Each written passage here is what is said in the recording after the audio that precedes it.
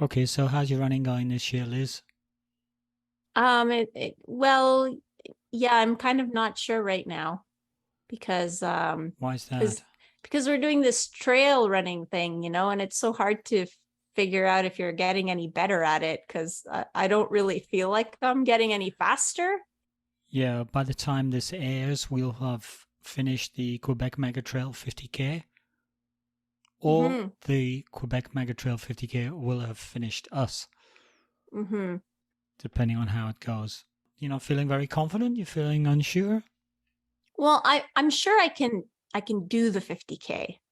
I mean, I'm just not really sure how fast it will be or how slow it will be or how many roots I'll trip over. Like I You have won't trip just over no. any roots. I just don't know. Like it doesn't. Like when you're training for a marathon, you have like a lot of like long run with pace, and you can gauge because either you're kind of staying the same, maybe you're staying the same. It's getting easier. Maybe it's getting easier and you're getting faster, which is like the Hmm. best case scenario. But in trail running, like we never go to the same trail, even when we do. Like I don't really feel like they're getting any easier and I don't feel like I get any faster. And then I do feel like I get further from you and Guillaume and Andre. So I'm further behind sometimes, but then I don't know if that's because you guys are more fit or is it because I'm less fit. But I'm doing all the training, so I don't know. So yeah, that's kind of how I feel right now. You've done like 4.5 hour runs, so, and you've done back to backs, Mm-hmm. and you've done plenty of training on the trails. So then it's just a question of, will you be rested? Your fitness is there. So will you be rested? Yes, you will. Mm-hmm. Will you be hydrated up? Probably. Although we have to be careful because it's warm this week. And then, will you be? I guess will you be carbo loaded or nutrition wise? Will you be ready Probably. with the stuff we're bringing for the weekend? You'll be well carbo loaded. Yes, except some of that stuff is for after the race, so that won't help me during the race if I eat the carbs after the It's just race. kind of a question of pacing, isn't it? Mm-hmm. And then whether you manage yourself during the run. Yeah, it's just how like in a road race you can have, usually you have like an A goal, but you might also have like a B and a C goal. So Hmm. because this is a trail run, I mean my only goal is like, well, finish. And I don't know like what other kind of goal that I Well, you can have to give finish myself. inside the cutoffs. There are cutoffs. Yes, so that's pretty much So my you got a goal. pace goal, which is go a bit quicker than the cutoff times. Yep. Yeah. I have a Um, hard time with trail running. I think this is your realm. yeah, I don't know that I have any more sophisticated technique. I think I'm just more relaxed doing it. I think that's mostly the difference between you and I. Because if you look at the say marathon road running, we're about the same. When it comes to race day, we were very much the same last year. Yeah. Hmm. So I tend to train a bit faster than you, I think. So when we're training together, I tend to be a little bit ahead of you. But when it comes to race day, I think your racecraft on the road kind of makes up that little difference. So Hmm. we tend to be about the same. Running wise, I think we're not that far off. But I think on trails, I tend to be more relaxed. So I'm sort Yeah, I of, don't feel very oh, this is relaxed. fun. Ooh, look. I wonder if that was a snake I've just jumped over. And oh, we're going down this trail. Oh, it's getting a little bit steep. It's got rocks on it. Okay, let's do a little dance. Short steps and quick turnover. And then you go, oh, let's not trip over. Let's not trip over. So you're kind of one, you're stressing, two, you're reeling yourself back in. I think that's kind of the big difference. Hmm, it could be. That should give me an advantage at the weekend. Oh, it definitely will. And after that, if it's really hot, that'll give you, or if it's even a little bit hot, that'll give you a huge advantage versus me. So Yeah, I can usually do heat. Technical trails, not so good at that. But heat, I'm okay. I can do heat. I did this exact run, the Quebec Mega Trail, which, for people who have never done this, it's a fabulous, well organized event. And I think there's a 1K, 6K, a 12K, or a 15K. 15K, because 15K, 25, 25K, 50K, and then 80K. stupid. I don't know. So yeah, there's 80K. You might be calling some of the listeners stupid. Sorry, listeners. No, stupid distances, not stupid people. Courageous people. Or 110K. I think that's the other distance. And I think this year they have 100 miles. Yeah, so there's 160K. So I think it's the first time this year, no? It's not your wide, sandy trails that you find in California and places like that. Oh, that looks like a dream. See, I would love trail if trail was that. Route bound and rocks and single track and a bit of mud and of course there's some ski hills which we're going to go up as well. Altogether, that should be quite challenging. So it's not going to be a very fast 50K. It's going to be extremely slow. It's going to be like more than 2 times our marathon race pace. Mm-hmm. So yeah, it's going to be a long day out. So we'll have to be. I think my goal is probably just go out, be cautious, and maybe then get over the last big hill, which is at about 26K, 28K, something like that. Mountain. Yeah, so I mean that's where it was, but I think they changed the route since the last time I did it. Yeah, well, anyway, to try and conserve all the time till then, not get into, oh, here's some people, maybe I should tag them, or let's try and stay ahead of X person, like your partner Andre, for example. Mm-hmm. If he decides to go brave and go for it, well, I've got to resist trying to go with him, I think. Okay. Good luck with that, because I know you better until I get than over that. the hill. And then if I've got any energy, okay, then we'll see after that. The last 15, 18 kilometers. What's that in miles? I don't know, about 10, 12 miles. Yeah, we'll see. So maybe we should get into the books. I guess we should. Play the music.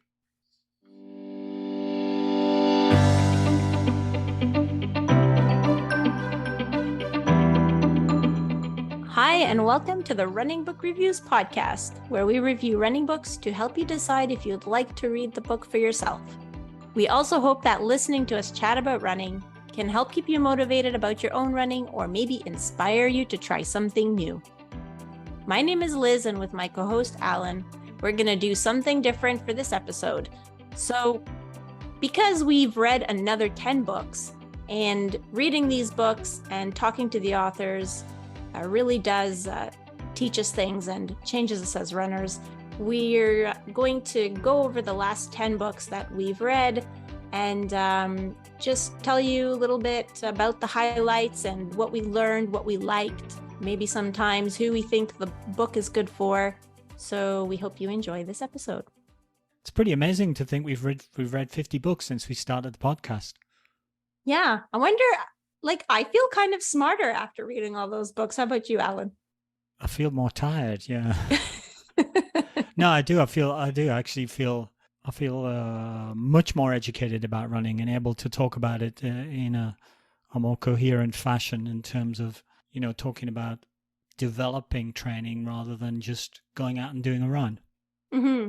It was interesting because I was talking to, I think it was you on Saturday when we were running together. I was saying I ran with somebody who's like, well, he's not a professional runner, but he's sort of an elite runner who has sponsorships, and he has his own trainer.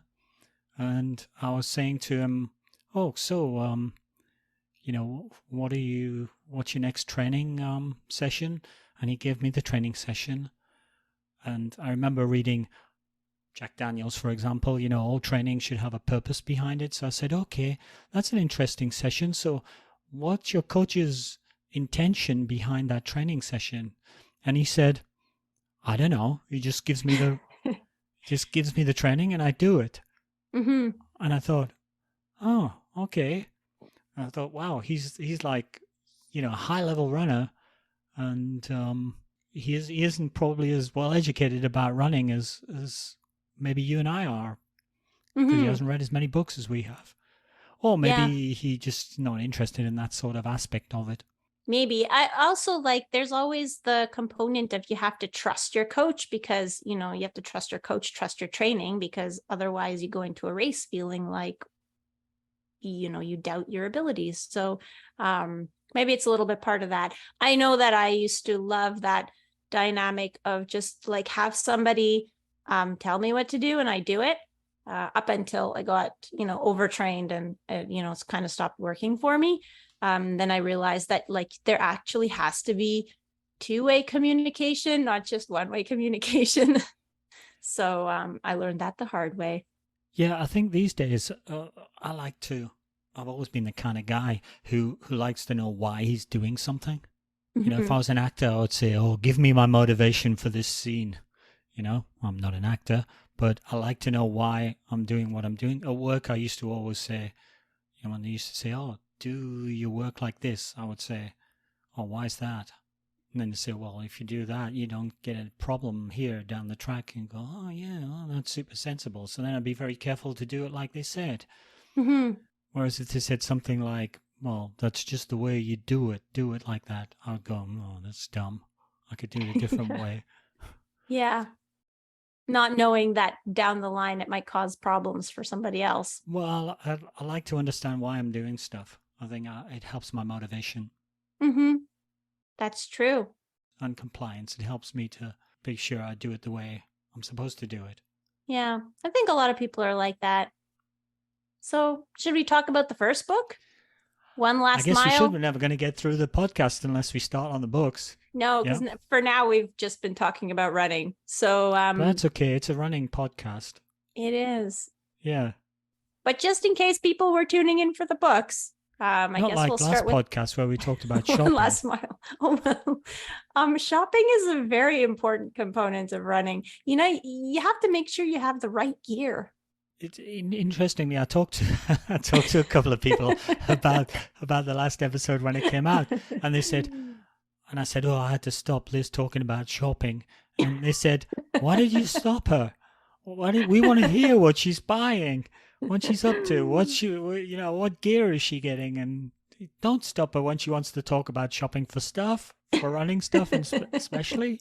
So I got told off for that. So I'm sorry about that. That's okay.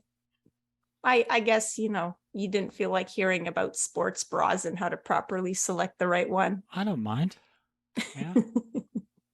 Save that for another episode. So One Last Mile by Roger Saltsman. Yeah. Okay. So first book. I think the one of the take-home messages for me was how long it takes to write a book. First of all, this has been his baby for a long time, and he'd done lots of tries at it and iterations at it, and he's clearly passionate about the college where he did his own running, because he set his book, which is sort of a fictional story, but it's kind of inspired by real characters, which he sort of confessed to us a little bit, but also all of the geography is absolutely real, and it's said it is his old college, Brevard College, which I think is in North Carolina. So we got sort of a very detailed insight into that, which was quite good. It was clear that, when he was writing about the running, that he'd done the running. Either that, he was a absolutely fantastic first book author, because when he described, running against people, particularly in track type races, I think you would probably know better than I do. He described it like it really is. Yeah, he did. And really, like this book, it was almost like reliving my high school running days, like the camaraderie, you have your friends, you see them outside of running. So I loved it for that. And they're just like, the main character finding himself, maybe not working as hard at the beginning until he sort of got called out on his not working hard enough. not really that he wasn't working hard, but that he was almost running and wanting really good performances, but without like really putting his whole heart into it.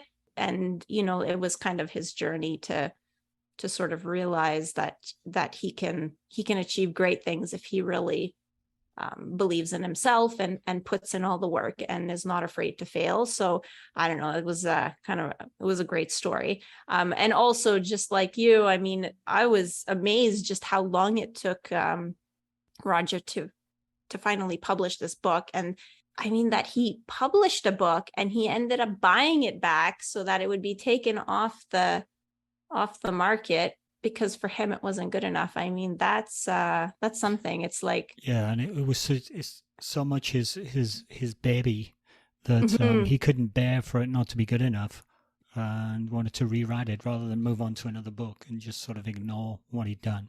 An interesting sort of subtext was, one of the things we said to him was, oh, it would be nice if you had like either a foreword or an afterword, which kind of explained a little bit about the characters and the things he was telling us on. And so he decided he would write one, and I guess he's going to try and put it into his next edition. And he sent it to us for commentary. So because we suggested it, he said, oh, it's a good idea. And then he wrote it and sent it to us, and we gave some comments back to him. And so we got to play editor a little bit for his next edition, which was quite cool. Yeah, it was pretty cool. Run Like a Pro. Did you have anything else about One Last Mile? Well, you're moving me on here. The only thing from One Last Mile was probably, will there be a sequel, and will we find out what happens afterwards? I really want a sequel, but I think Roger doesn't really want to write a sequel. Yeah, and I don't blame him. I suspect he feels it'll take him, 5 years to write it before he's happy with it. So he's very much a student of doing it correctly to the best of his ability. So yeah, we might not see that. It would be nice to see Mary in the story go on to greater things, maybe. Moving on. Run Like a Pro. Even if you're slow. Matt Fitzgerald and Ben Rosario. Two great guys, first of all. It was talking with them. It was just like you were talking with your buddies. They're so easy to talk to. Matt's written so many books, and I guess Ben's coached so many athletes that, his communication skills are superb. So it was a lot of fun just chatting with them. I think the book really takes Matt's previous book, Running the Dream. Not Matt's previous book, Matt's previous book. Oh, yeah, that's true. Yeah, there was something in between. Comeback Quotient, just in case you'd forgotten. So it takes that and takes where he was training with the elite hooker, Northern Arizona elite hooker team. And it takes all the learning he got from that. And then he puts his head together with Ben and produces really an advice book, how to put all that learning into action, irrespective of whether you're an elite runner or not, because there are certain behavior modes. Okay, you can't run as fast as the elites, but you can plan as well as the elites. You can eat as well as the elites. You can prepare yourself. You can pace yourself in the way that elites go about pacing. You just can't do the same pace as them, et cetera, et cetera. So that was fantastic. I think he sort of took Running the Dream, and then took his knowledge of 80-20 training. That's another one of his books. And then probably it's Ben Rosario who applied to the coaching advice, doing your intensities in sort of shorter, more frequent bursts into the training. He gave us some advice, about doing repeats and being able to recover. Just running your intervals or running your paces, whatever the paces are, whether it's marathon pace, at the fitness you're at and not at the fitness that you want to be at. Yeah. That was like, from that interview, that was the kind of the key thing that I'm trying to remember for when we start marathon training, that Obviously, if we've never done a sub 3 hour marathon, 4:15 per kilometer pace is not currently our marathon pace. So Yeah, I mean, that's a big learning that we've got from probably last year's experience. I'm just kind of wondering, at which point are we gonna know that it's time to increase our pace? That's kind of just I know we can do races to see where we're at and those kinds of things, but yeah, it's just because I know, like, usually marathon training tends to just feel harder as I'm going along. So I don't know at what point it's going to feel like the paces are easy and that I should increase the paces. So, but I guess we'll find out. I did like that every section had like Matt's sort of sciencey, data, kind of like, this is how it is. And then it always finished with like Ben's sort of coaching input, like from his experience, and he'll have examples. And I like how he like gave sort of his favorite kind of sample workout for whatever distance you're training for, like those 10K. And in some cases, those workouts sounded pretty long and pretty hard. But I guess, Hoken as elite are I think one of the things about the training programs that they had in the back of the book at the end, to kind of like pull it all together, was that the training programs looked quite varied.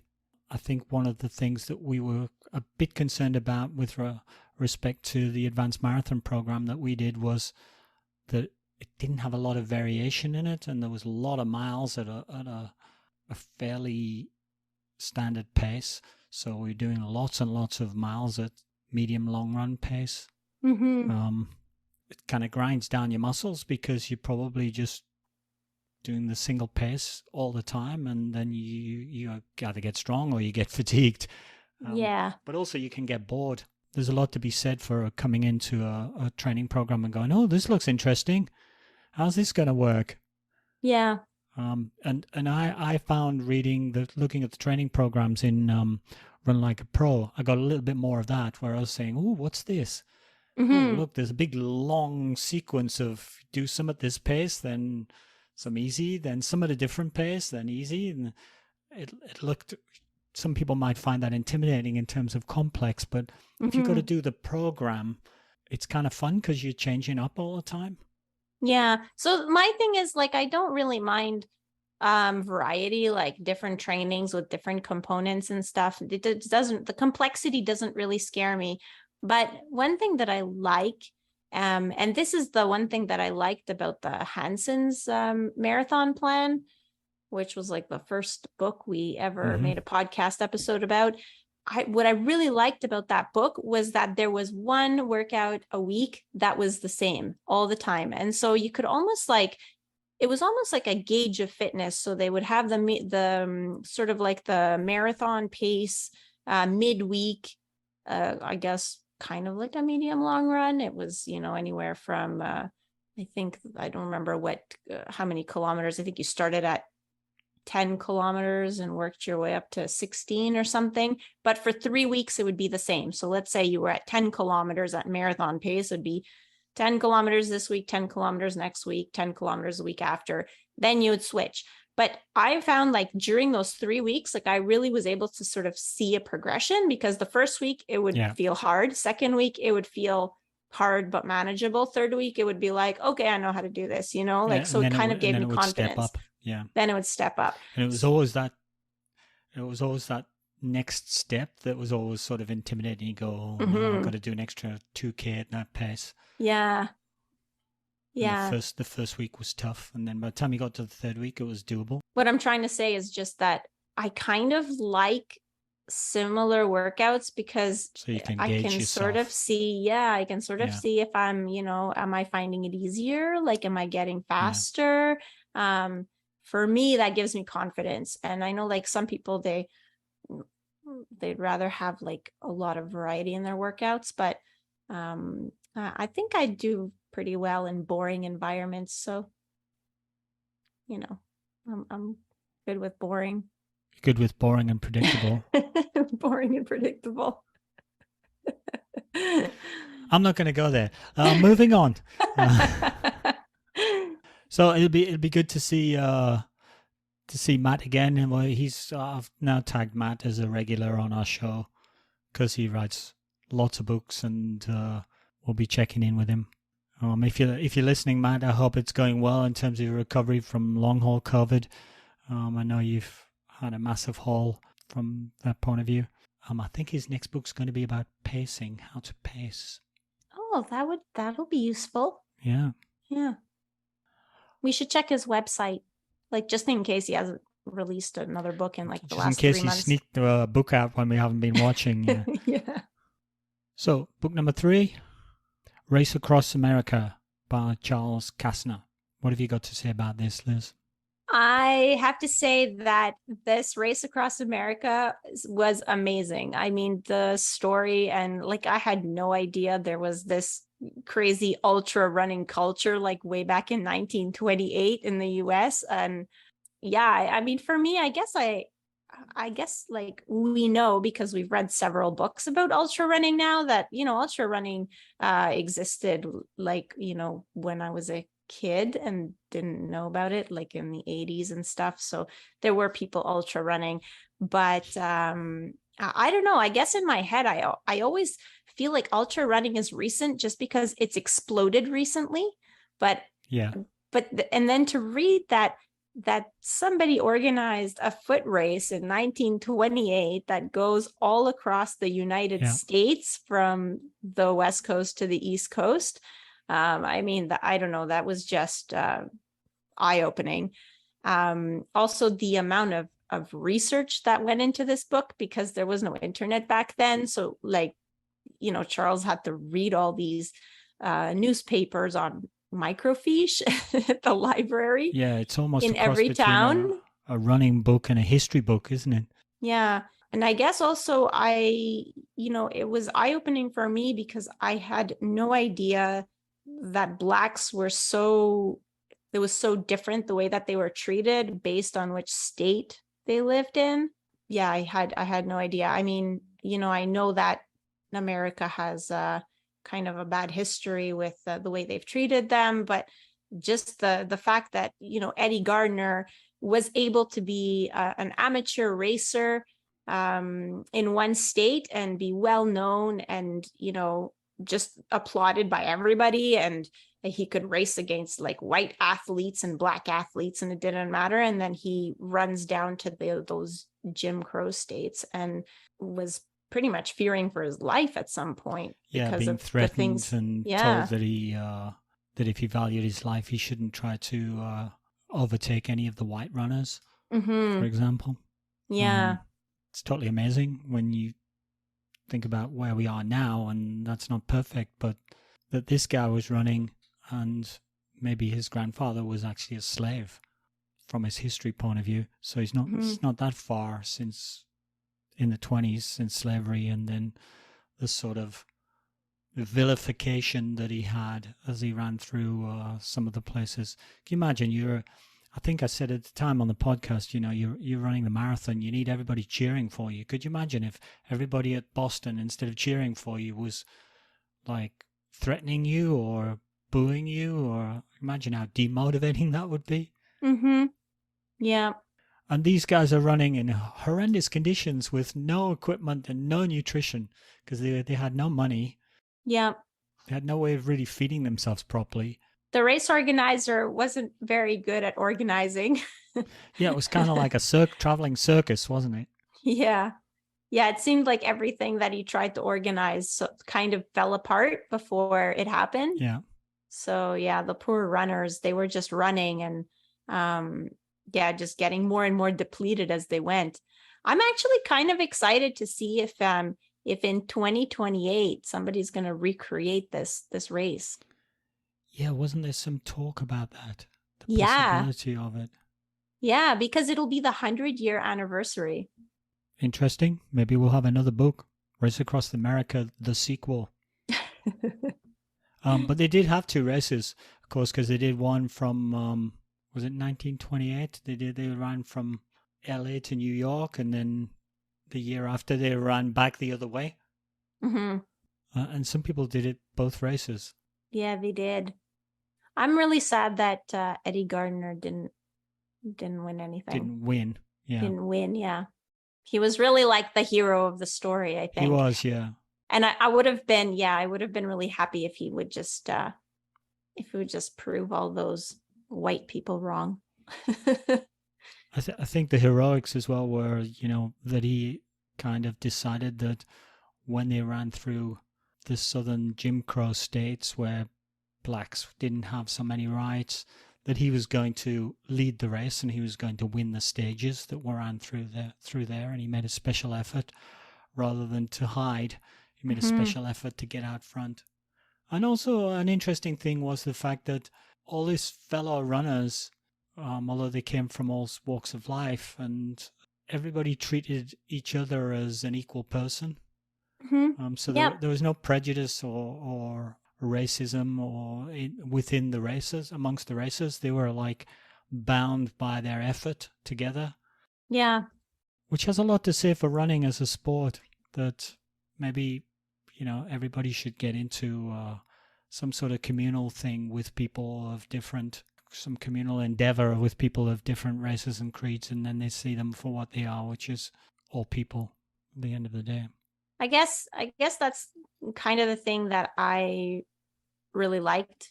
Even when I was a kid, like I had tried several sports and I found running to be like the most inclusive, because, you know, regardless of your ability, you could enter races. Like, whereas I had done swimming as well, and you needed standards to be able to race, because, it might have to just do with the fact that like the pool is only so big and the day is only so long. Yeah, you can't have these like, you know, slow swimmers competing because they're gonna, you know, take up, I don't know, half the day. So maybe it's that, but, you know, I just found that when I joined a running team, I was able to compete, and I was able to compete like pretty early on. Whereas swimming, I had swum for several years, but I didn't learn how to swim like as a toddler. You know, like a lot of swimmers, they learn to swim when they're like 3. I only learned to swim when I was like, I don't know, 8 or 10 years old. So when I was in a swim team in high school, I wasn't, you know, I just wasn't at the level that I had to be for racing. And then I went, you know, I had started running when I was maybe 14, and I started racing, and I was allowed to race in whatever distance I wanted. Especially in mass races, of course, anybody can. I got into cross country at school. You know, I probably wasn't quick enough. I wasn't quick enough for like track teams, because, you know, you could only put 2 or 3 people in, and I couldn't get into that 2 or 3 people in my school.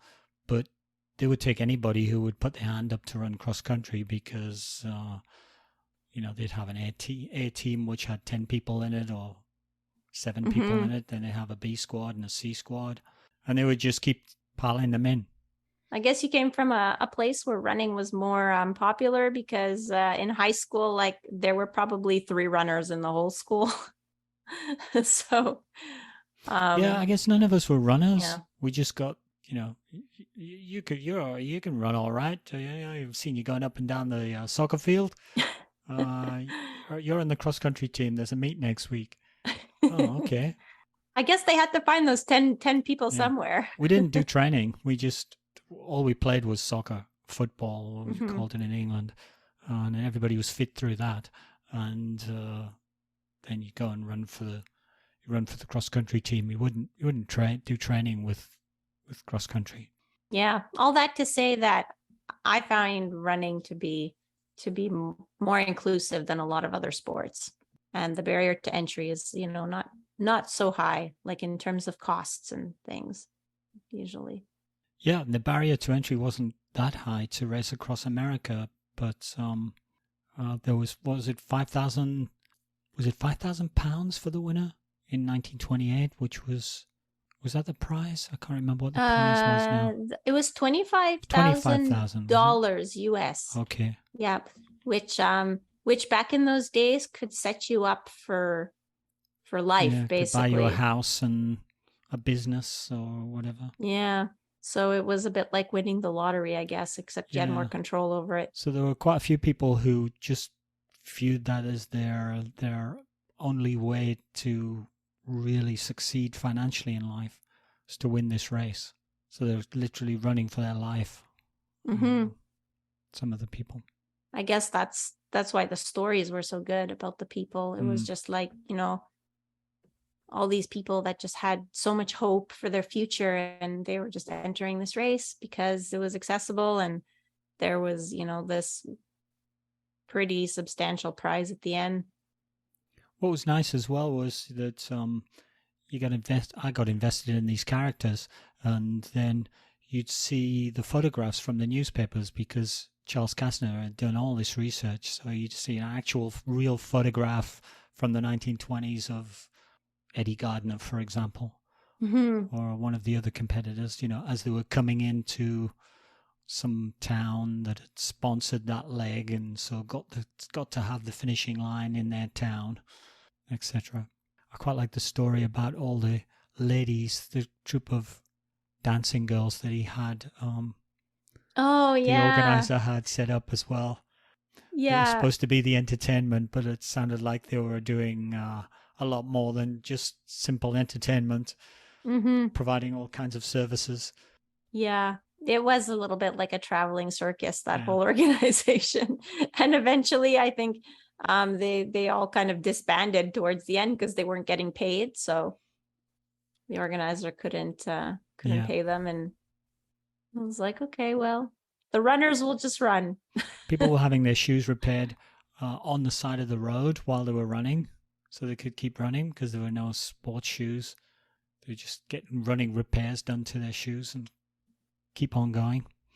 Or they wouldn't finish in time, so that they'd then get permission to go back to where they stopped and run the extra distance the next day. That must have been so discouraging. Yeah.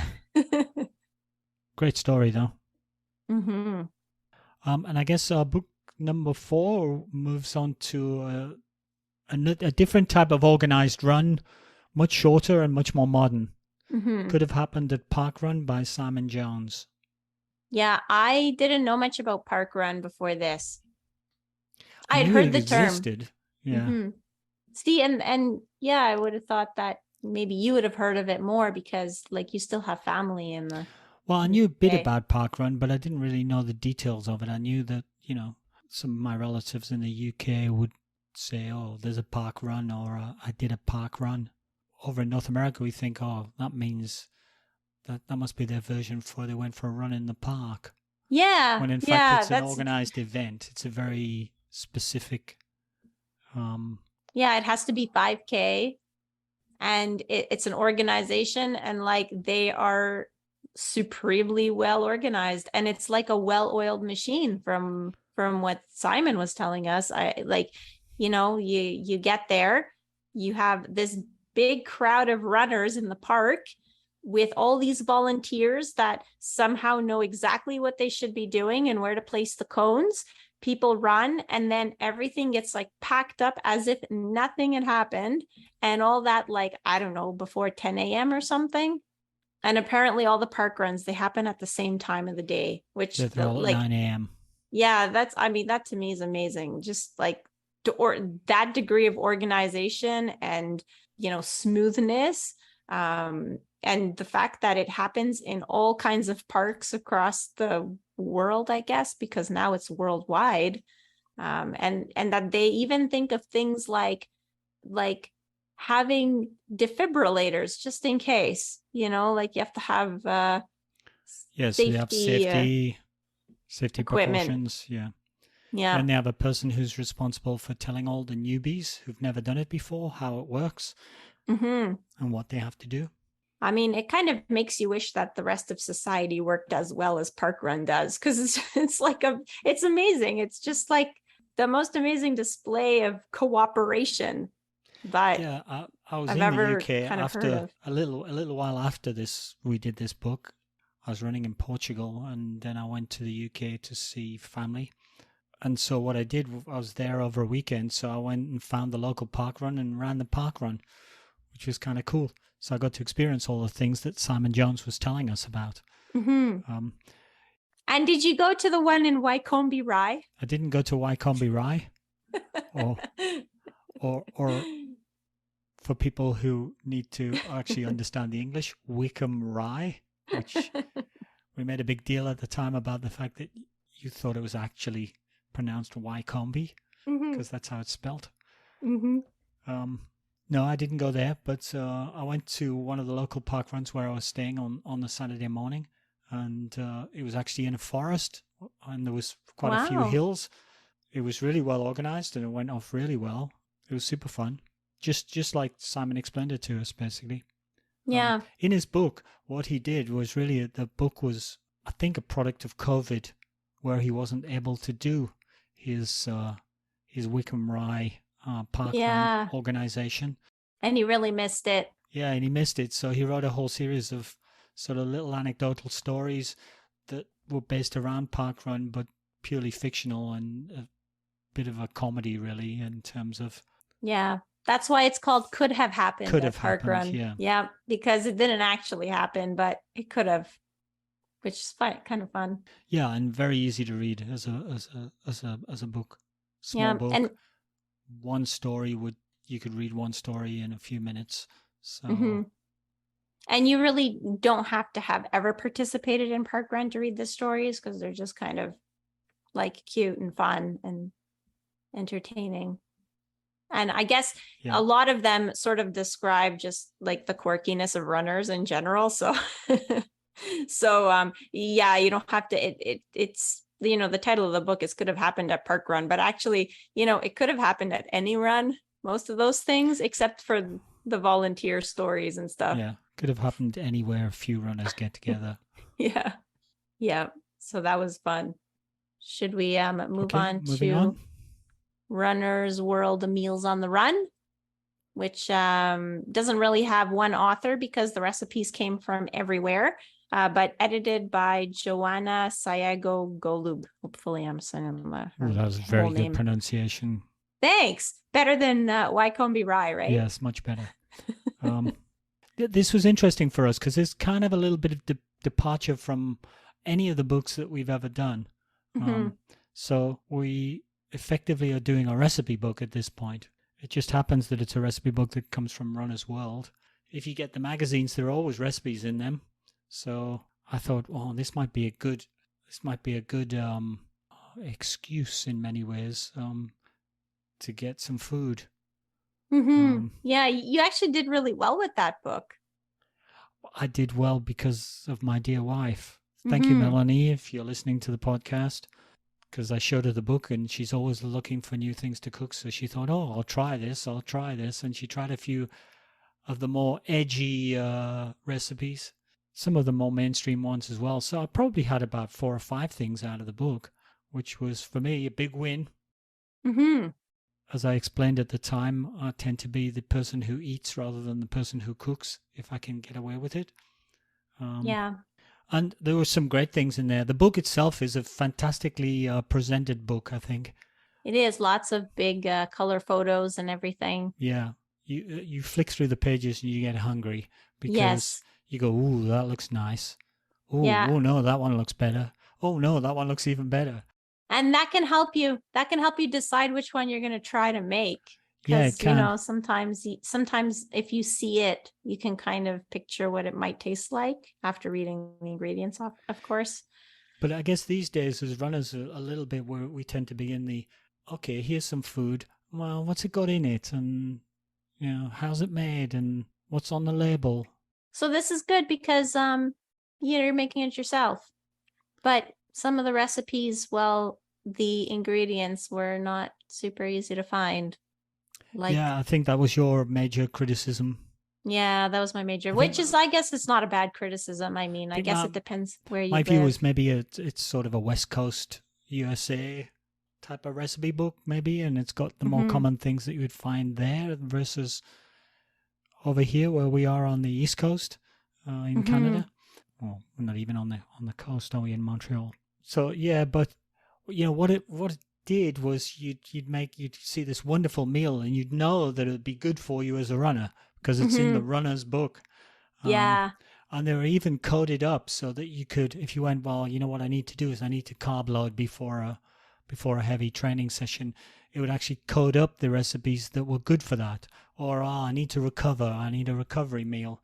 They would code up then what the meals were giving you. So not only did you know that they would be good from a running perspective because they were in the book, but they would actually then categorize them for you so you knew, what was good for which bits of your training program. Yeah. And they had a whole page full of omelets. So like, if you're looking for a kind of like a breakfast protein alternative, I mean, you can just kind of change up the flavoring of your omelet. And they had, they proposed a whole, I think it was like both pages kind of like laid out on and they both had a sides. Whole page or section of smoothies as well. So, recovery smoothies, energy, immune type smoothies, carb loading smoothies. So that was pretty good too. And everything was supposed to be 30 minutes. We had a bit of a criticism of the 30 minutes, I think. Yeah. We found that it's 30 minutes, but if you had thought of making that dish in the morning, because in certain cases, I don't remember what it was. There was something you had to soak ahead of time. Yeah, so the 30 minutes doesn't include or marinate the sort of or something. No, it doesn't. So it's like, yes, it's 30 minutes to cook, but you have to know that you're going to make that later, because you actually have to, soak the beans, or I don't remember what it was exactly that required the prep, or like marinate the meat or whatever. So yeah, cooking it was fine, but you had to prepare it in the morning. so that was the criticism of the 30 minutes. But I mean, overall, it was a good book full of ideas. Yeah, I think it was. I was sort of a little more skeptical than you. I think you've been pushing to sort of get this book into the podcast cycle for a while, and I was like, oh, no. But when we did it, I thought it was really good. I don't know. What do you think? Do you think maybe we should go for another recipe book somewhere down the line? I don't know. I'm very intrigued by Shalane Flanagan's whole set of recipe books, because she always talks about these superhero muffins, and I guess I follow her on Instagram. You just want to get into the superhero muffins. I want to try these superhero muffins because I just she talks about them all the time, and I think it's not always the same ingredients. I think she's got several different kinds of superhero muffins, and I'm just kind of wondering if they'll make me feel like a superhero after I eat them. So yeah, I'm kind of intrigued by her cookbook. Also, everything looks so good when she makes it. I guess that's Instagram for you, right? But yeah. But she's got several cookbooks, so she does now. Just a one-off. Yeah. The Hulk is a superhero, so maybe the muffins green, will make you go all green and bulky. So I don't know. Maybe we can get some input from the listeners if you think we should do more recipe books. Send us a message on Instagram. I wasn't thinking of a whole series, but okay, fine. If you think we should do one other recipe book, which one would it be? And do you think we should do it? So definitely let us know. Write in, and Liz will give you a prize for the winning entry. Write in. No, it's showing my age. Nobody writes in anymore, do they? Well, I guess they're writing. I mean, they're writing to send you a message. Still counts, does it? I think so. Message in. Doesn't sound right, does it? Tweet in. Yeah, but we don't want false advertising. Well, what kind of prize are we giving away? I don't know. Oh, it's your problem. I've just said you. I see how this works now. We'll give you a copy of a book that Liz doesn't want anymore. I like all books. How about I give away a copy of one of your books that you don't know? Let's see what you have in the... Stop looking on my bookshelf past my shoulder on the video. Oh, look at that. Oh, maybe I can give that one away. Yeah, I somewhere I have 2 copies of Endure by Alex Hutchinson. So, we could do that if you want. We haven't even covered that on the podcast yet. We haven't. We need to get on that. We're getting off the subject here. Okay. Yeah, so, you can cut that part out because we don't want to give away all the books we have in the pipeline, do we? I don't know. What can we give away as a prize? I don't know. We'll have to think about it. A free training program from Liz. I love how you volunteer me for all these things. You with all that time available. Meanwhile, Alan is the one you want. He's retired. We can give you... He'll color code your training program for you. We'll give you a free meal cooked from Meals on the Run by Liz. You'll just have to fly to Montreal. So if you'd like us to do more recipe books, send us a message and let us know. And we'll certainly be listening to you. And we may or may not give you a prize, depending on whether we can think of something appropriate and whether Liz is prepared to cook it or not. Okay, moving on. Okay, next one.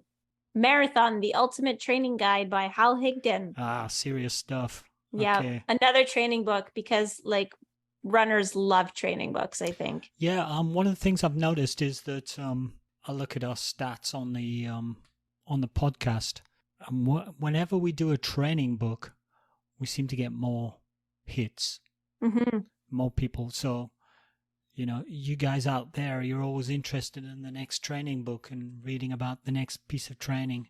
It seems to get slightly more uptake, and also it gets more hits once it's kind of gone by and gone into ancient history. It gets more hits than the other ones. So people who are looking down the back catalogue tend to go for the training books. Which I understand. It fits our type A personalities very well. Well, we just want to get the next secret recipe for training. Exactly. And Hal Higdon, I mean, not only does he have a marathon training Bible almost, because he covers a wide range of topics in this book. Not in a lot of detail, but he talks about everything, a little bit about, lifestyle as well. Because if you want to get better, then you do need to sleep enough and eat enough and all those other things that we like to ignore. But I was really impressed with how dedicated he is to the running community. Mm-hmm. This was his 4th edition? 5th, I think. 5th edition, yeah. But not only has he updated his book for a 5th time, but he's got a whole website full of free information. He's super dedicated to the running community to provide, information about training. And what's kind of really impressive is also he's even thinking of, well, when he won't be able to upkeep all his his website, he has hired his family members to take care of Instagram for him, and he calls them Team Hal. Yeah, which is amazing. I mean, I think that's great. He's kind of built an empire almost, and it means that the information will be there for decades. Yeah, and it's getting revised, modernized versus current thinking when things move ahead, concerning rest and recovery, strength training, nutrition advances. He builds them in and makes a new edition. Mm-hmm.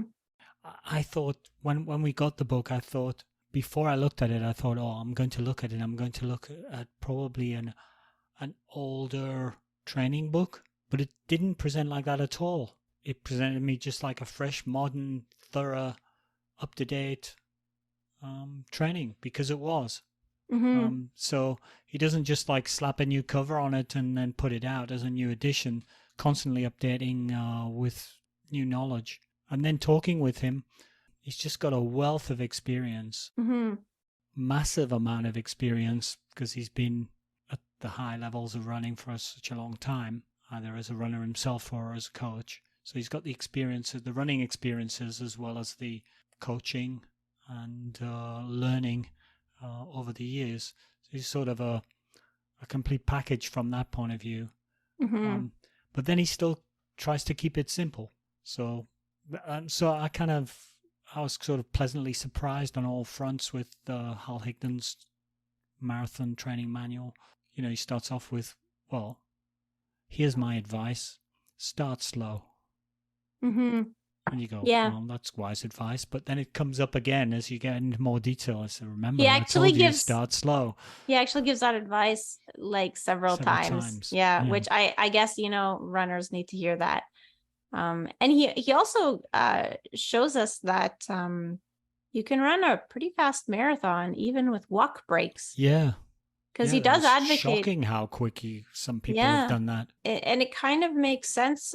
Like he was saying, well, sometimes if let's say you walk through the aid stations, well, you actually get to drink your fluid instead of dribbling it down your shirt. That's something that I've said to people who are asking for marathon training advice if they're doing the first marathon, or should I run through the stations? It's much better to walk and get a good drink than it is, lose 3 seconds, than it is to try to jog through, choke yourself because you're gagging on your drink or spilling your drink.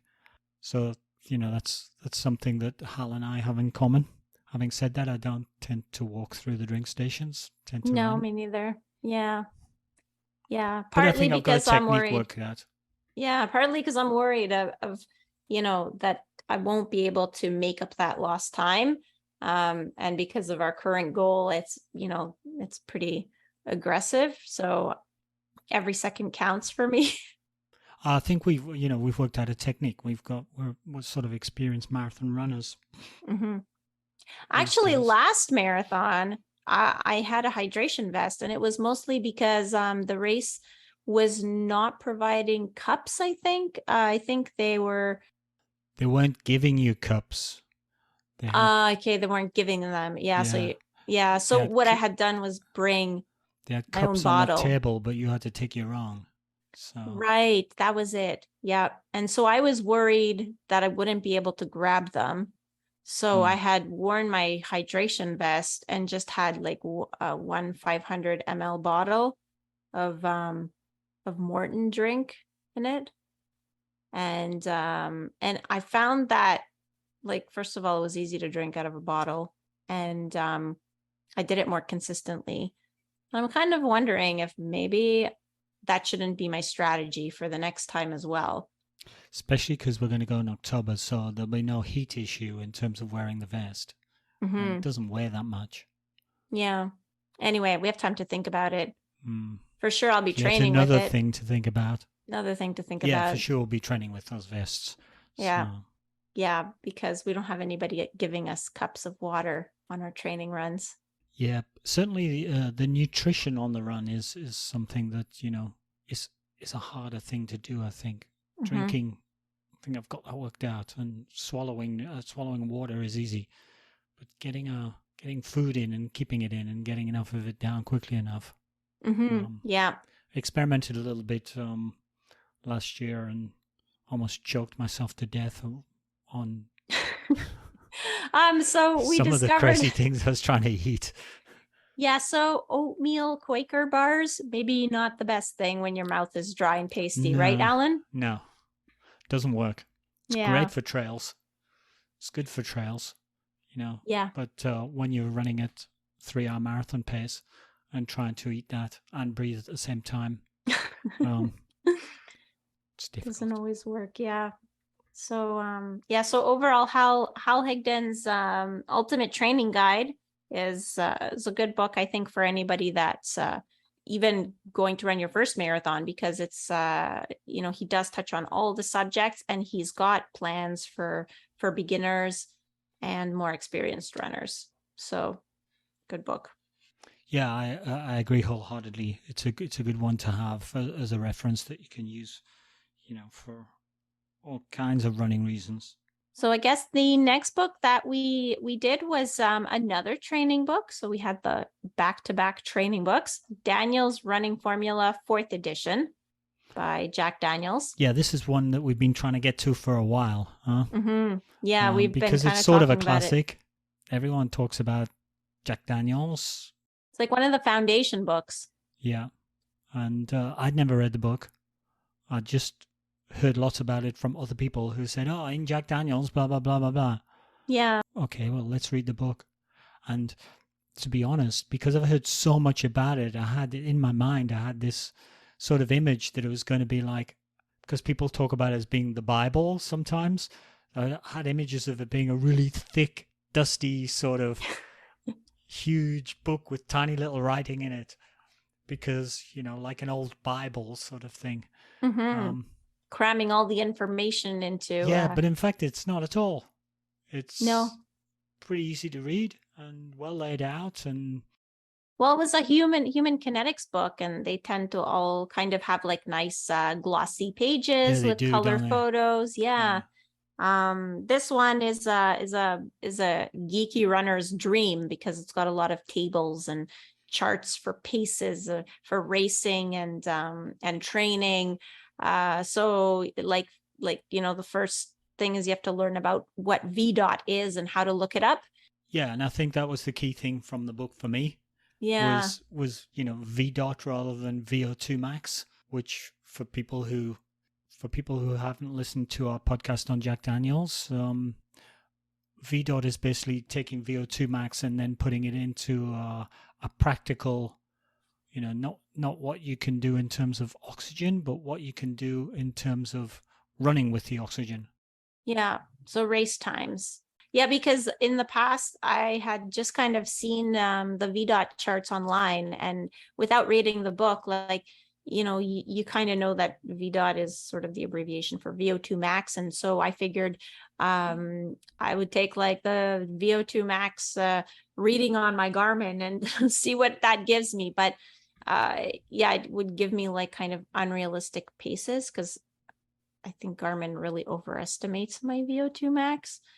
What does Garmin say a VO2 max is, Liz? Okay, so right at the moment. Oh, you got your Garmin on. I got my Garmin on. Just reading it off there, are you? Yeah, hold on. Let me tell you. Well, right now it's telling me that my training status is unproductive. Yeah. My Garmin's been telling me that now for the last 10 days in a row, I think. My VO2 max is 54. Ooh. Yeah, but see, my VDOT is I think it was 53, based on my 5K time that I did earlier in the season. Yeah, my watch is currently telling me that my VO2 max is 52. Okay. See, already that's strange. Like, it overestimates mine for sure. But sometimes it tells me it's 56. Me too. It doesn't sound like a big difference, but in fact, if you look at training paces, the difference between, and sometimes my VO2 max from my watch goes down to 50, and I've tended to ignore it because it doesn't really help, because it's so variable. But we've done a few sort of 5K time trials this year, so I've been able to get a VDOT from Jack Daniels tables, and I think my VDOT is 53.5, which is interesting, because if you look at Jack Daniels tables with a VDOT of 53, that he says that with the adequate training, you're going to run a marathon in 3 hours and 1 minute. Yes, that would be very disappointing, wouldn't it?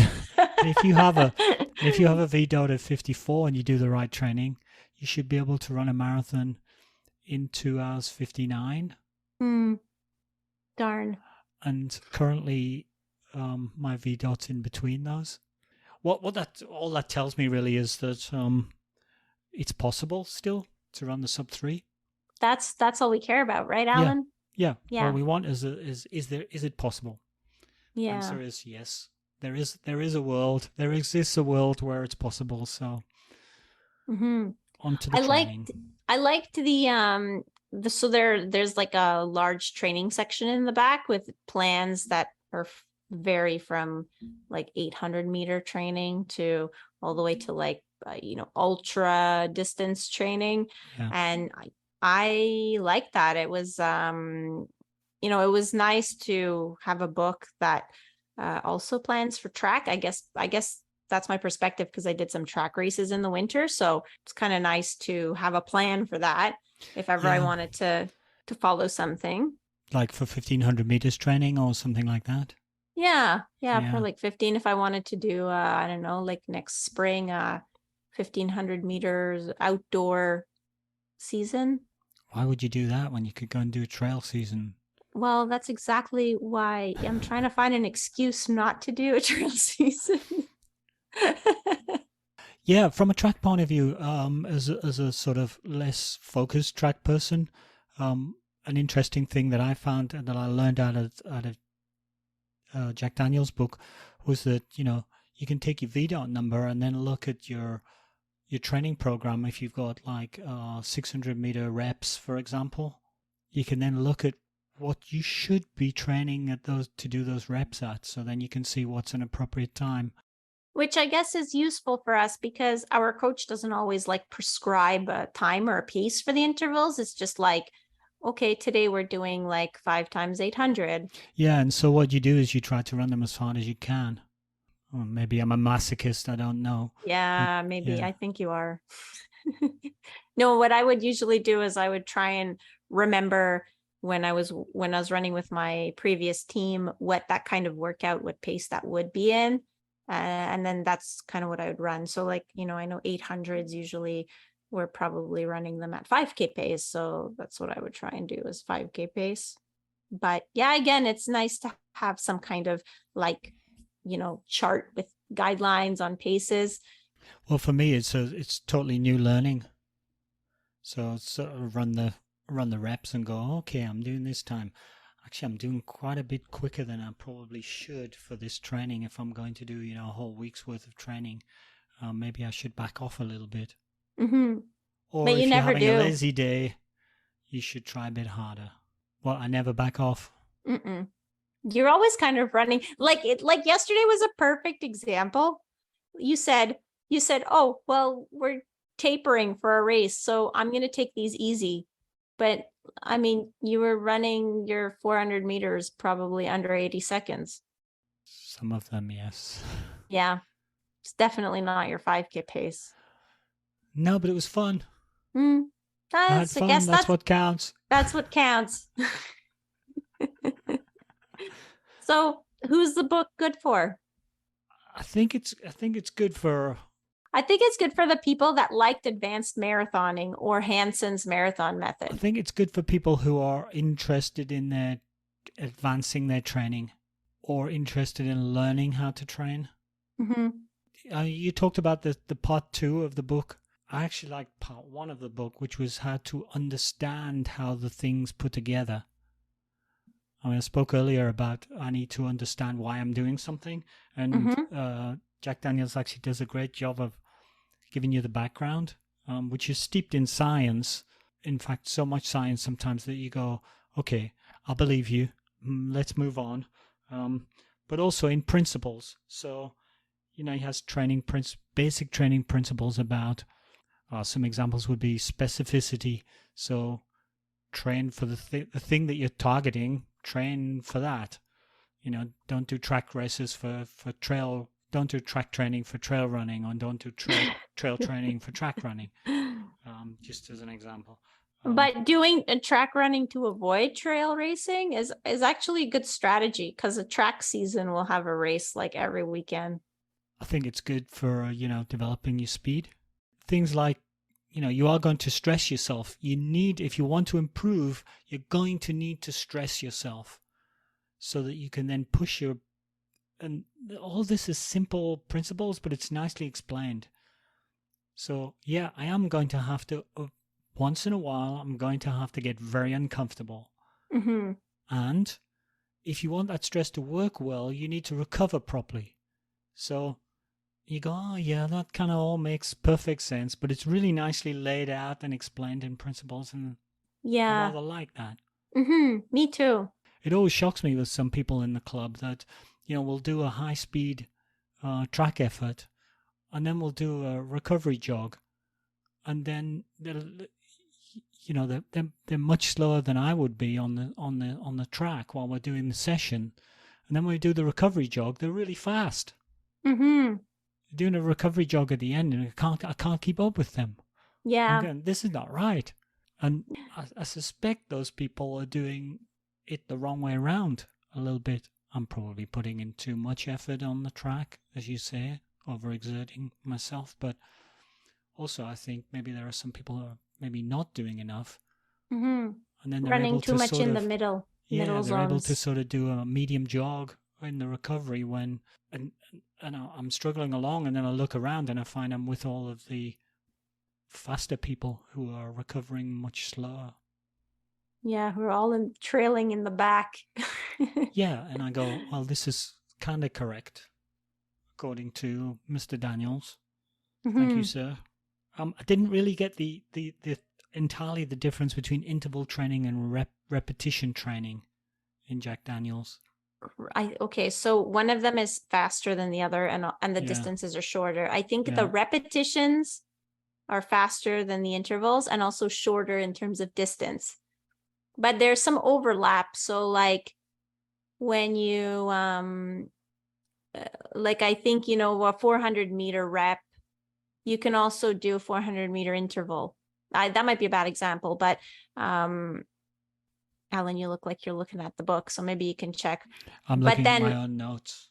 But then also the paces will be slower if you're doing the interval than if you're doing the rep.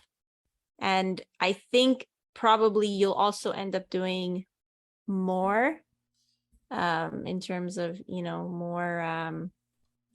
more sequences of that.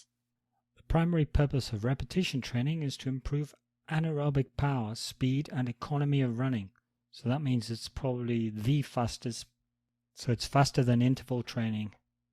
Because interval training, the idea of interval training, I think, is to improve lactate tolerance towards VO2 max, maximizing aerobic power. So interval training, according to Jack Daniels, can be longer, I think, in terms of the actual session, because it can go up to 5 minutes, usually about 2 minutes. Okay, so I had it in the right order. So the reps are faster, but a shorter amount of time with more recovery. Yeah. And the interval training. Yeah, so I might just delete all this bit longer. And just keep your bit in because you explained it perfectly correctly. Okay. Should we move on to 26.2 Miles to Happiness by Paul Tonkinson? Yep, excellent. So this was a lot of fun because Paul is like a professional comedian and has also, been on TV, those kinds of things a lot in terms of breakfast. He has his own podcast. Breakfast TV in the UK, has his own podcast. So it was great for us because we just go, talk to us, Paul, and off he went. And very little editing needed afterwards because of the way he was able to talk, and sprinkling in stories and humor, which he did throughout his book as well. That was a fun read, but clearly the guy's passionate about running. Mm-hmm. And dedicated to trying to run, and the benefits that gives. I think it provided a lot of stability for his life. His life as a stand-up comedian was a bit. It's sort of like poor man's rock star, isn't it? It's not quite sex, drugs, and rock and roll, but it's long drives, alcohol, and sleep deprivation. Yeah, which are not quite as good, are they? And I guess it's a big contrast to like what you want if you want to achieve a big goal. And Paul's big goal was a sub 3-hour marathon. And he actually knew he was going to write the book even before he ran the sub 3-hour marathon. So, would have been interesting if he didn't achieve the goal. But maybe that was extra motivation, actually. Maybe that's the secret. We need to draft a book. But yeah, because his main theme throughout the story was his effort to eventually run a sub 3-hour marathon, And of course, we've been going on and on about trying to do that. We were kind of really bought into that book. Mm-hmm. Because all the way through the book, he actually talks you through little bits of the race that he's doing in little sections, building up to sort of the climax, where he gets near the end and he gets overtaken by the 3-hour bunny and dropped by the 3-hour bunny, and you think, oh, he's dead like, at that oh point. no, that's it. Yeah. So there's like a fascinating sort of climax building up as he goes through his life and his training, and then drops in sections of the race that he's doing every so often. It's pretty nicely done from that point of view. And you see that he tells you about the other things that he did as well. You know, it wasn't just the training, but he actually did change his training a bit. Like he tried to push himself more in track workouts. And, you know, then there was also the non-training things, like he was avoiding alcohol for a certain amount of time during the training cycle. And I think he was trying to eat more healthy. So, and he was trying to, I think, run more kilometers, but he ended up putting in quite a bit of effort, because also some of the funny stories were really funny, because he would go out for dinner with his comedian friends who were not runners, and they thought that he had like some kind of financial problem because he wasn't ordering alcohol. So that was pretty funny. Lots of funny anecdotes there, and it's kind of just a reminder of what it's like to be a runner in the normal society. Yeah. It's a bit like, when you're with your colleagues who don't run, and I don't know, like you go out for lunch or something, and you're always kind of the weirdo that's like not having alcohol, having a glass of water and making sure they have some salad, and asking what's in this. Is there any protein in this dish? Yeah. So yeah, it's pretty funny. It's full of those. I love that. I also loved, it seemed like the whole running and marathon sub 3-hour journey was transformational for Paul. It seemed like, it almost seemed like he was a different person at the end of the experience. I mean, I guess he was, but, he just said, just in terms of even, he kind of made peace more with his past. So I found that kind of motivational. It's that was pretty interesting, because he was sort of motivated. He had a sort of a mantra which was based out of anger of how he was treated as a child. You have to read the book if you want to get all the detail on that, and listen to the podcast, because in fact we asked him a few pretty direct questions about what happened in his childhood. That was quite interesting, because I was kind of thinking, well, how do you get something positive out of a negative? I always think about mantras being, you need to think positively, whereas he seemed to draw on his anger.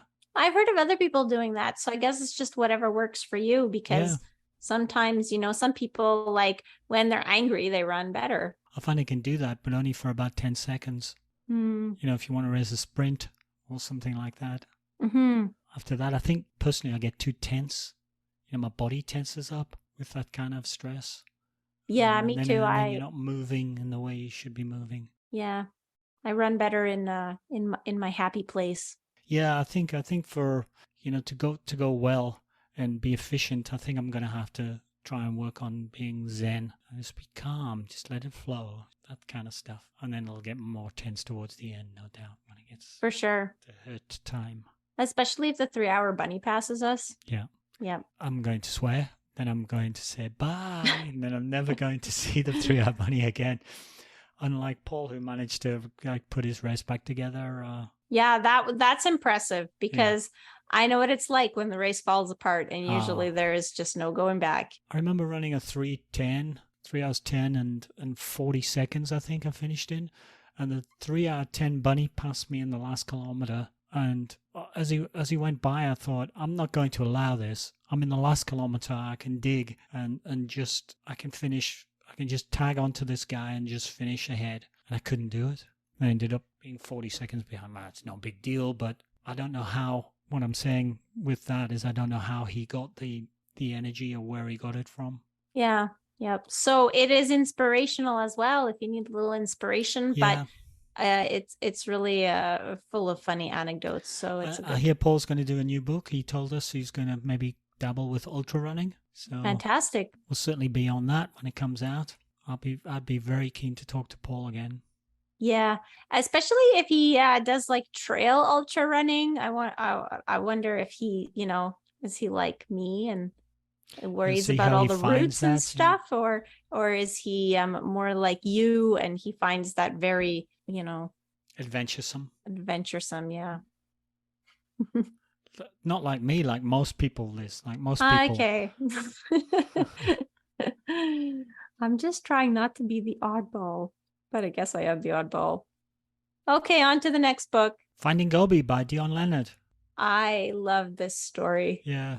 Yeah. So this book, you really read this book, I not thought you were not just going to, when I said Finding Gobi by Dion Leonard, I thought you were going to go, yay, yay. Gobi. I love Gobi. Okay, so the book is about running because basically Dion went to China to run one of those multi-day stage races where you have to carry all your stuff for the duration of the race, and that's including your food. So the only thing that the race provides is water. Yeah. Which in itself, like, so I've since kind of been following a YouTube channel with Jeff Peltier, who is like a Canadian living in BC, and he's been doing several of these races organized by, is it called Racing the Planet or Race the Planet, something along those lines. And it's unreal because like you need to be able to pack all these things into a backpack that you can carry and run with for like 5-6 days, whatever the duration of the event. So anyway, I think the most famous one is the Marathon des Sables. Yes. Isn't it? Yeah. The one that everybody because I think that's the first one I've ever. Yeah. Across the Sahara. So this one that Dion did was in the Gobi Desert in China. Yeah. And during the race, there was a little dog that started following him, and cue the oh, because like. Yeah, but he didn't. He think that's really. He cute. was hard nosed at the time. He sort of went through a transformation, didn't he? He did over the sort of race almost, because he was quite hard nosed, and he even says in the book that he doesn't really like running, or he didn't really like running. He just he liked competing. He liked racing against people and trying to beat people. So he's pretty hard nosed about his competitiveness. And then he has this cute little dog following him. And he has to stop and go back and like pick him up and cross the river again with him because the dog couldn't cross the river because it was too dangerous. And the dog was barking because he couldn't follow Dion.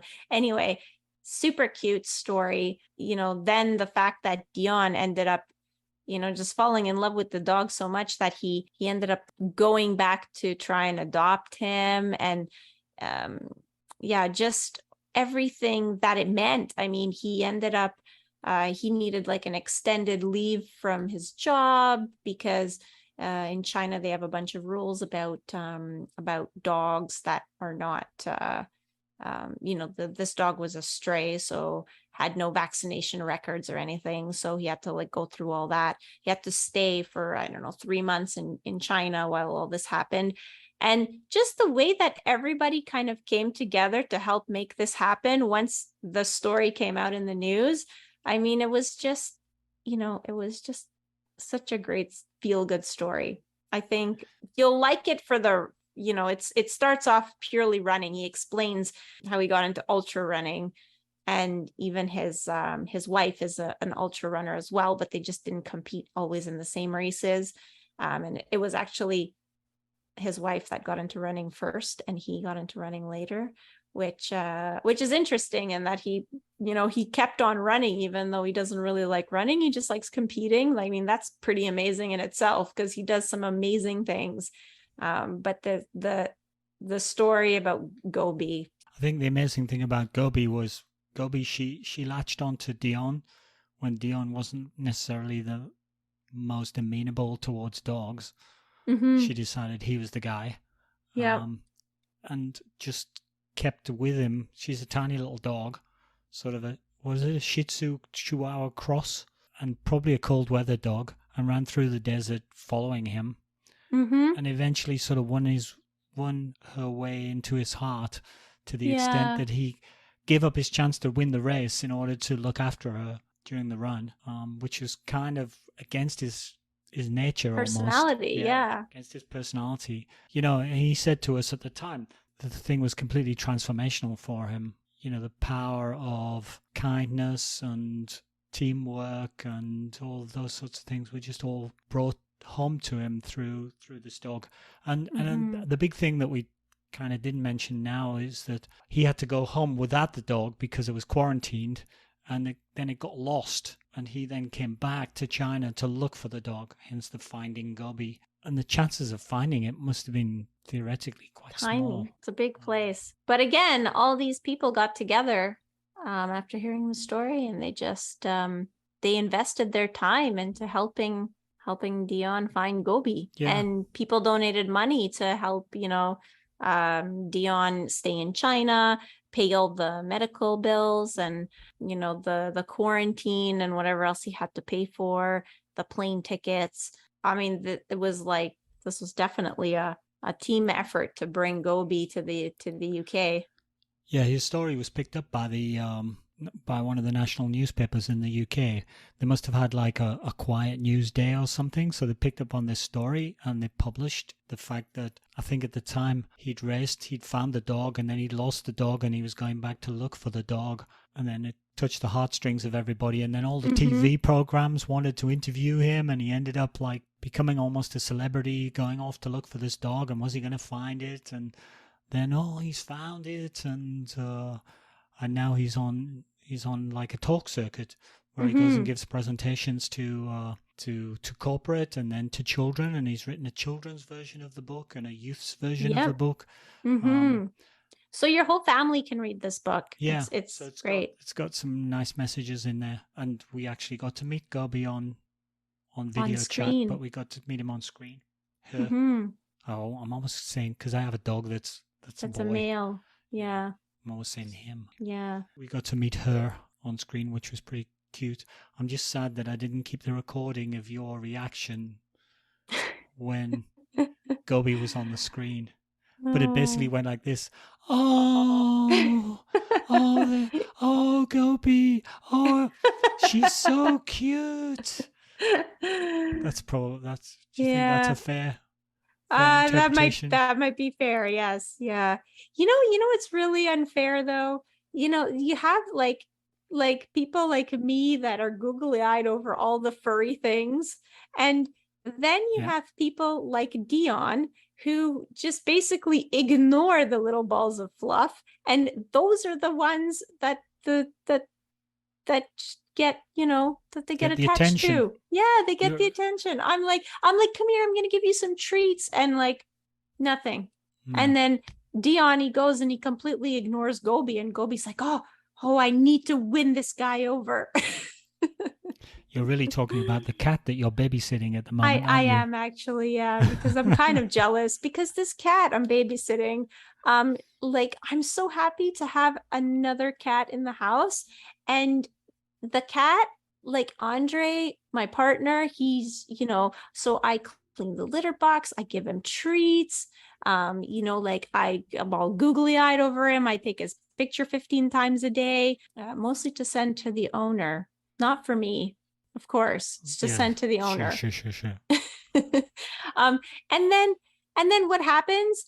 The cat is sleeping on Andre's side of the bed. And I mean, he definitely loves Andre more than he loves me. And I'm just like, no, come here. I want to give you love. Something not fair about that. It's not fair at all. It's okay. I still love him anyway, but it's very unfair how life is that way.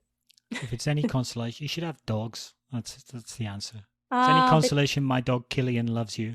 Oh, that's true. He does. He's happy to see me at least. This Always. cat, although he does greet me at the door when I come home.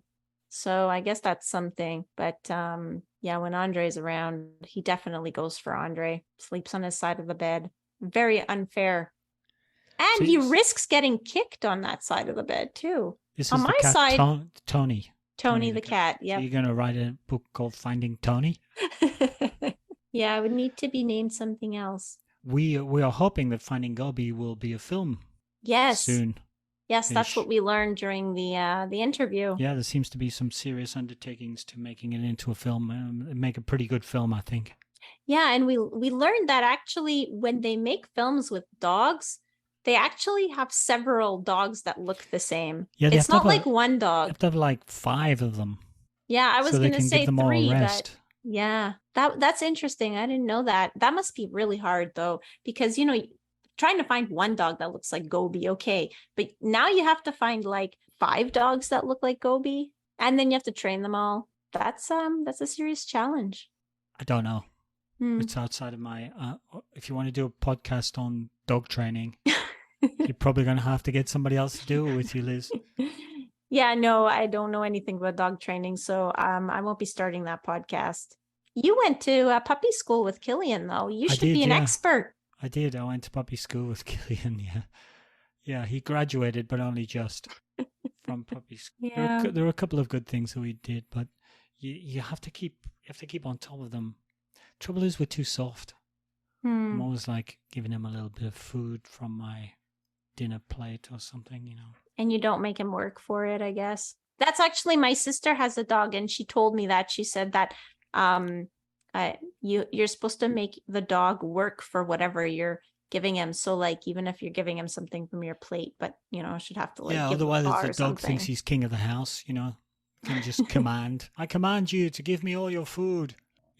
Killian probably needs to go and get some more training because he has too much energy. Maybe he needs to start running. He gets two walks a day. He's doing like 5 to 7K per day. Oh wow, okay. And he's this not size. enough. He's tiny. You think he'd just be exhausted most of the time, but no, he wants to play in between times. Enough about our pets and other our people's substitute pets. Yeah. that we have at our houses. So the last book that we Running with Purpose by Jim Webber. Yes. Jim Webber, who is CEO of Brooks Running Company. Mm-hmm. Again, a bit of a different book. It's quite a bit about management of a running company and somebody who's clearly passionate about running, sports first of all, and then running, but also passionate about leadership, I guess, management and leadership. Mm-hmm. For me, a very interesting book because, I worked in management, so and I read a lot of management books. I was a bit of a student of my job as well as trying to do my job. So it was nice to read, his philosophy and his strategies and his approach to developing a business and the risks he took and, the sort of values that he wanted to have within Brooks and stuff like that. How he developed some of the sales strategies, big risk taking with dropping a lot of volume to focus just on specialist like running. high quality. Yeah, so that was pretty interesting. Yeah. We couldn't get Jim to come on and talk to us. I was sad about that because I wanted to get his views on a few things.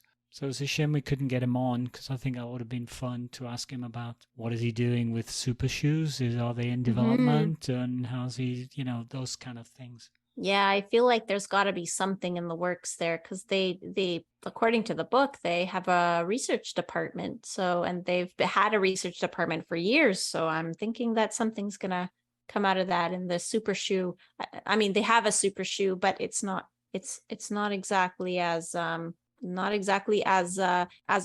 worn in races as the other ones. Does it? Yeah. It's not what they're known for. No, and their other shoes are really popular. So it just goes to show you, like, there's something that they didn't get right, I guess, in this first iteration. But it'll be interesting to see what they do come up with. Yeah, because one thing that they don't do is they don't just necessarily just follow the lead of somebody else. Mm-hmm. They'll try and base whatever they're doing on some of their values and also some of their research. Like the minimalist craze that they didn't really follow. Yeah. Yeah. I thought it was actually proof that CEOs should kind of stay more long-term in a company. I find, like, oftentimes, I mean, you do have companies that have CEOs that were basically the founders, and then obviously they're still CEO. But, there are a lot of companies that, the CEO changes all the time. It's like they're not in it for the long term. And sometimes, their short-term thinking, well, I guess short-sighted. It's profit at any cost or win at all costs. and not so much let's develop a culture that is going to ensure the long-term sustainability of the company. Yeah. And also, like, where do we want to go long term? Because oftentimes, to make long-term plans, you're making some kind of investment, but that investment won't have a return in the next 2 years, let's say, which is something that I find a lot of companies do. Like I worked for one company at one point that it was a student job when I was studying in university. And so I worked in this group that took care of sort of analyzing potential projects. And the return on investment had to be like 1 to 2 years maximum. They wouldn't prioritize a project that had, a longer horizon than that. And the thing is, a lot of the equipment that needed to be changed, it was equipment that would last, you buy the equipment, it's expensive, it's not going to pay off in the first 1 to 2 years, but the equipment lasts, 20 years. But they didn't care about that. They would do in those cases, if the equipment was too expensive, they would decide to outsource. And the thing is, outsourcing long term, well, it's usually more expensive, and also you have less control over quality and stuff. So anyway, I thought that running with purpose was interesting. It was like the opposite of the experience I had in that company. It was Jim really, like, he had in his mind that it was going to be $1 billion brand 20 years ago, and he made it into $1 billion thought he was brand. Ridiculous, and there he goes, he's there. Yeah. Took him 11 years, not 10, but that's a fantastic achievement. Mm-hmm.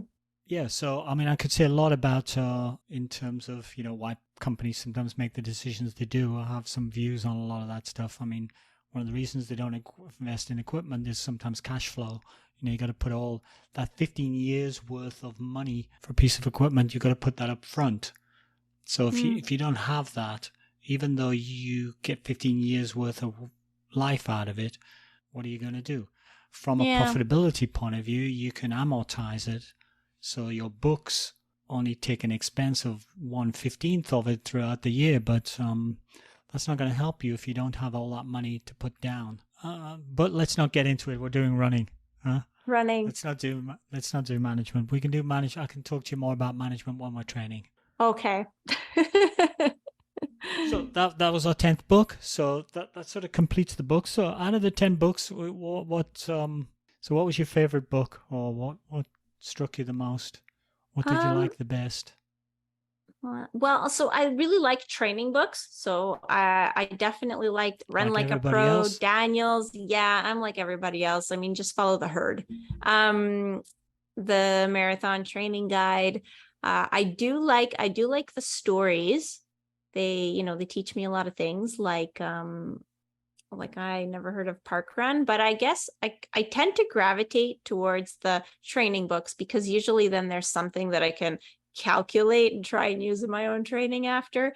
Whereas stories for me are more like inspirational. They just kind of like it's fun reading them, and usually like then you go out for a few runs while you're reading this book, and you just feel like kind of inspired to view your training positively, because you just read about some crazy story that could have happened at Parkrun, and you laughed at basically yourself through that reading, because runners are kind of like a bit of a special breed. So it's always kind of fun to read those the storybooks. I think it's easy to get the most learning out of the training books.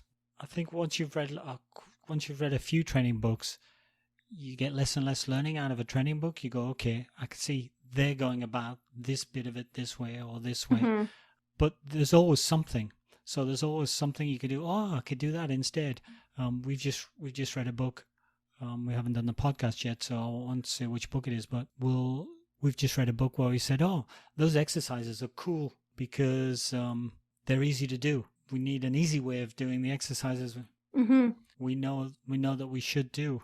There's always something with the sort of training books. The motivation books, I think you've got to sprinkle those in. So you got to get your dose of motivation as well Mm-hmm. from something like 26.2 miles to happiness. I found that extremely motivating because the guy was trying to run a 3-hour marathon all the way through the book. So Yeah. I found that particularly pertinent to us and our Yes. challenge. I definitely like that one, and that format that he used where he kind of sprinkled in the marathon throughout the whole book. But I really liked One Last Mile because I got so attached to the characters.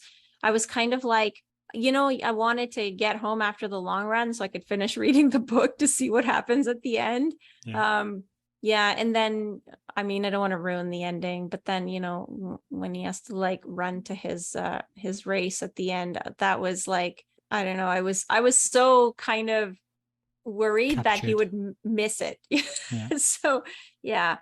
So I really I really got into that one. Because it was like a novel. I mean, it is a novel, it's all fiction, but the short stories are fun because they're kind of like a little dose. So you read a little story, you laugh about it, or you're entertained, and you can go for a run and sometimes remember the story on your run. But having the novel, it was kind of like, it was almost like I wanted to come home so I could just continue reading the story, because I was, it's always a good sign that you've got a good book for you when that happens. Yeah. When you have your partner or somebody near you say, "Hey, are you reading again? Look, we need to." That's a good sign that you've got a good book. Mm-hmm. I did like Running with Purpose because it was kind of different. It was a really different spin on running. It was a running brand. I kind of was interested to see how they sort of rose to the powerhouse that they are now, because I remember in my high school, so high school was the 90s, the big running brands were like Asics was really there. Maybe some New Balance, but those were kind of like, if you went into a running store, those were the brands I remember, but I wasn't really a big shoe geek back then or anything. But those are the brands that you kind of saw on a lot of runners' feet. And Brooks is a powerhouse now, but I didn't really know when that happened exactly. So now we know when and how, which is really interesting. And how recent it is. It threw me back a little bit to memories of one of our very early books, Kicksology, which talked about development of running shoes. So it was like, what's going on within companies and how did this happen? Mm-hmm. Sort of a bit of corporate sort of development. It's kind of cool. Yeah. Okay, so 50 books in, 50 books done. On to the next 10. Yeah, onwards and upwards. Are we running out of books? No. We're not, are we? No, because people keep writing them. So, keep on writing them, and we will keep on reading them, and we will keep on trying to have... keep on podcasting them. Yeah.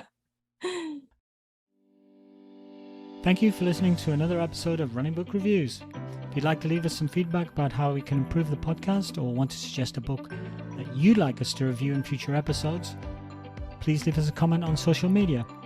We are Running Book Reviews on Facebook and Instagram, and on Twitter we are reviews_running. Please also follow us on social media to find out about new episodes when they are released, or you can just subscribe to the podcast on your favorite streaming platform. Before we go, Liz, we need to tell people about Buy Me a Coffee. I'm always forgetting to tell people. We're Running Book Reviews are now on Buy Me a Coffee. The easiest way probably to find us is just go to the general Buy Me a Coffee website and type in search Running Book Reviews. Now Buy Me a Coffee will pop up there. You can leave us a small donation to buy us a coffee. We appreciate any help we can get to just cover our expenses for this podcast. I've also been leaving the link in the episode notes, mostly, unless I run out of room and I have to delete it at the end. Okay, that's excellent. I have a character limit. So that's all from us for now. Bye for now. You just need to sing the outro song. I'm not singing the outro song. Okay then, bye. Bye. I'm not falling for that one.